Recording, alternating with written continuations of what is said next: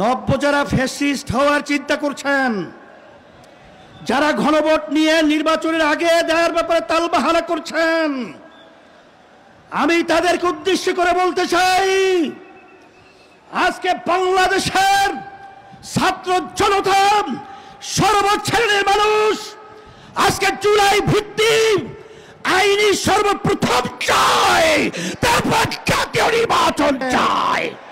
আমরা অন্তর্বর্তী সরকারকে বলবো, আমরা শান্তিপ্রিয়, বারবার রাস্তায় রোদ্রে আমাদেরকে পোড়াচ্ছেন, আপনারা পুড়িয়েছেন, আর কত রাস্তায় নামতে হবে? এরপরে পরামর্শ ভিত্তিক আমরা বাংলাদেশের সর্বস্তরের মানুষদের নিয়ে এমন কর্মসূচি ঘোষণা করব, আপনি গণভোট জাতীয় নির্বাচনের আগে দিতে বাধ্য হবেন, বাস্তব দাবি মানতে বাধ্য হবেন ইনশাআল্লাহ। শুকরিয়া আদায় করতেছি মহান রব্বুল আলামিনের দরবারে। রব্বুল আলামিন এই দেশের জনগণের ক্লান্তি লগ্নে আমরা আজকে একত্রিত হতে পেরেছি, শুকরিয়াতান বলি আলহামদুলিল্লাহ।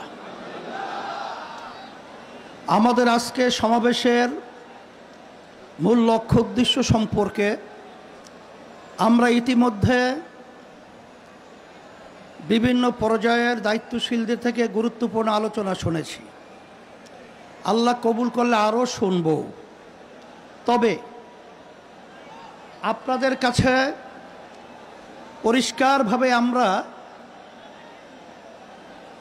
আপনাদের মাধ্যমে বর্তমানে অন্তর্বর্তীকালীন সরকারকে আমরা জানাতে চাই যে আজকে আমরা রাজপথে একত্রিত হয়েছি কি দাবিগুলো আদায়ের জন্যে, বিশেষ করে জুলাই সনদের স্বীকৃতি সহ এই বাংলাদেশকে সুন্দর একটা দেশ তৈরি করার লক্ষ্যে যে জুলাই সনদ তৈরি হয়েছে, এই সনদের আইনি ভিত্তি জাতীয় নির্বাচনের আগেই এটা আমরা চাই এবং দিতে হবে। সমস্ত রাজনৈতিক দলগুলো এই আইনি ভিত্তির ব্যাপারে, গণভোটের ব্যাপারে তারা একমত পোষণ করেছে। কিন্তু আজকে বাংলাদেশের ভিতরে উল্লেখযোগ্য যারা কয়েকবার দেশ পরিচালনা করেছে, তার ভিতরে একটা দল হলো বিএনপি। আজকে বিএনপি যে গণভোটের ব্যাপারে প্রস্তাব রেখেছে, যেদিন জাতীয় নির্বাচন সেদিন নাকি গণভোট। সম্মানিত আলোচকরা বলেছেন, আপনারা জাতীয় নির্বাচন করবেন কোন আইনের ভিত্তিতে? সেই আইনের ভিত্তি হলো জুলাই সনদ যখন আইনে ভিত্তি পাবে তখন জাতীয় নির্বাচন আইনি ভিত্তি তৈরি হবে, নাহলে সেটা অবৈধ নির্বাচন হবে।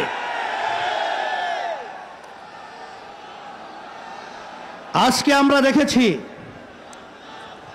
সেই পল্টন, সেই মোড়ের মধ্যে সেই 2024 জুলাই এবং আগস্ট, যখন জুলাইয়ের 17 তারিখ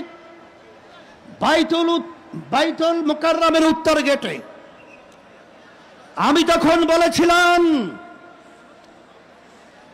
যে আজকে আমাদের সন্তানদেরকে যেভাবে পাখির মতো গুলি করে রাস্তার ভিতরে আজকে লুটিয়ে দেওয়া হচ্ছে, আমি বাংলাদেশের সর্বশ্রেণীর ছাত্র জনতা, আলেম ওলামা, হাফেজ সহ সবাইকে উদাত্ত আহ্বান জানিয়েছিলাম যে এখন আমাদের ঘরে বসে থাকার সুযোগ নেই, ঘরে বসে থাকার সময় নেই। আমরা আজকে রাস্তায় আসবো, ফ্যাসিস্টকে উৎখাত করব, বাংলার জমিন থেকে কাঁটাতারের উপরে নিক্ষেপ করব। হয়েছে তাই, বাংলাদেশ মুক্ত হয়েছে। সেই হিসাবে আজকে আমরা দেখেছি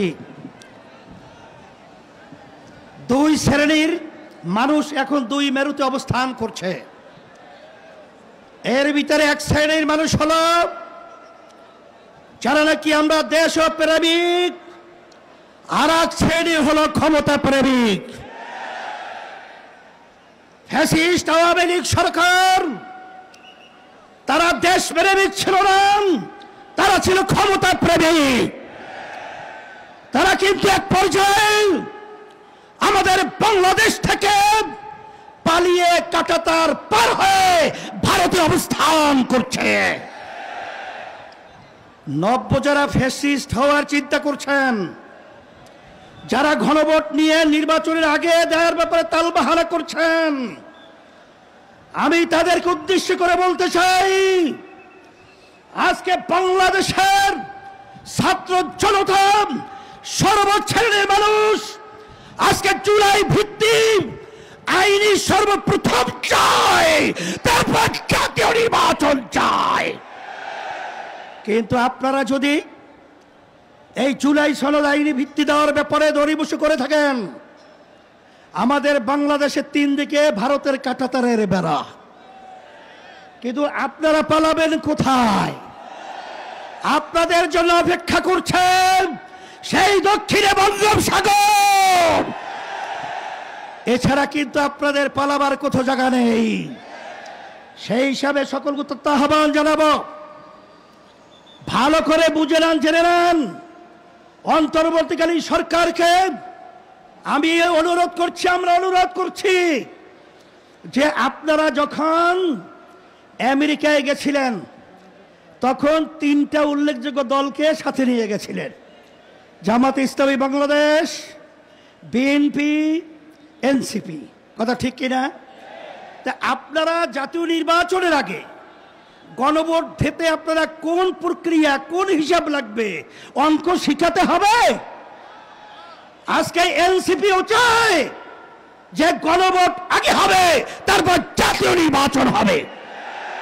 জামাত ইসলামও চায় আগে গণভোট হবে, তারপর জাতীয় নির্বাচন হবে।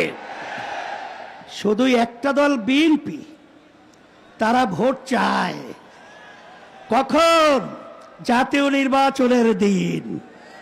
বাংলাদেশের মানুষ বুঝে গেছে আপনাদের উদ্দেশ্য ভালো না। যদি আপনাদের উদ্দেশ্য ভালোই হয়ে থাকে, যেখানে আইনি ভিত্তির ব্যাপারে একমত আপনারা পোষণ করেছেন, সেখানে গণভোটে এত গড়িমসি কেন? এটা জাতির কাছে পরিষ্কার হয়ে গেছে। আমরা অন্তর্বর্তী সরকারকে বলবো, আমরা শান্তিপ্রিয়, বারবার রাস্তায় রোদ্রে আমাদেরকে পোড়াচ্ছেন, আপনারা পুড়িয়েছেন, আর কত রাস্তায় নামতে হবে? এরপরে পরামর্শ ভিত্তিক আমরা বাংলাদেশের সর্বস্তরের মানুষদের নিয়ে এমন কর্মসূচি ঘোষণা করব, আপনি গণভোট জাতীয় নির্বাচনের আগে দিতে বাধ্য হবেন, বাস্তব দাবি মানতে বাধ্য হবেন ইনশাআল্লাহ। সেই দিক থেকে আমাদেরকে ও পথে আপনারা হাঁটাবেন না, আমরা ও পথে হাঁটতে চাই না। আজকে জাতীয় সমাবেশের মাধ্যমে আপনাদেরকে আমরা বারবার অনুরোধ করছি, এরপরে যদি আপনাদের শুভবুদ্ধি উদয় না হয়, তাহলে কিন্তু পরবর্তীতে আমরা কঠিন কর্মসূচি দিতে বাধ্য হব ইনশাআল্লাহ।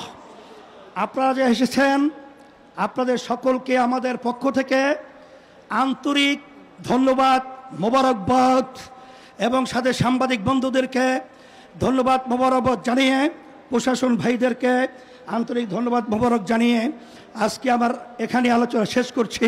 আল্লাহুম্মা আমিন।